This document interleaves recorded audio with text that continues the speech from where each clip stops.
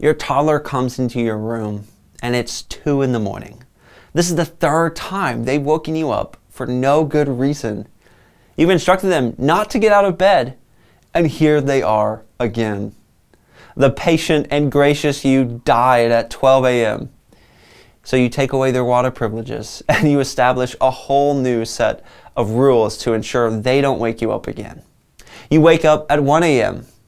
and you go across the hall to use the restroom, only to discover for the 3rd time that month that your student, your teen, is still gaming online against your expressed commands. You've been patient and gracious, but enough is enough. Once again, you remove their technology privileges. But you begin to feel a sense of despair because though your threats and your discipline have grown increasingly more intense, you know that nothing is really going to change other than the widening rift in your relationship with your student.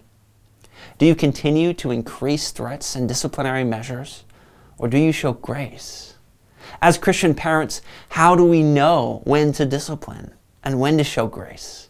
These are important questions that at some level every parent will ask. If you're a parent, you no doubt have dozens more questions besides these. Consider with me for a moment how God teaches us to navigate the messiness of parenting with discernment and wisdom. The Lord provides for us clear instruction for parenting in His sufficient Word. Consider with me what Paul says in Ephesians 6:3, where he writes, with culture-defying wisdom, bring your children up in the discipline and instruction of the Lord. As believers, we are commanded to apply a particular kind of discipline and instruction in our parenting, namely our God and Father's instruction. The problems our children face are not fundamentally different from the problems we as adults face. So also the solution and the comfort and the help that God provides us is not fundamentally different than what our children need. The instruction God has given us for how to relate to God, ourselves, other people, and the world around us is the same instruction we are called to pass on to our children. God has commanded us to submit to our authorities, so children are to submit to theirs. God has commanded us to look out for the interest of others.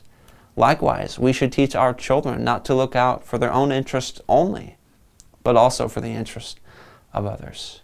You will find very few places in Scripture that speak directly to how we should parent, because the instruction God has provided us is not fundamentally different than what we receive from God in His Word. So how does God teach us to parent? He teaches us to parent by parenting us through His Spirit and His Word. With any parenting question, we should ask how God would parent me according to His Word. If we can answer that question, we will know how to skillfully love our children. In future episodes, what about the law in parenting and what about grace in parenting? We will consider how exactly to apply this principle concerning grace and discipline.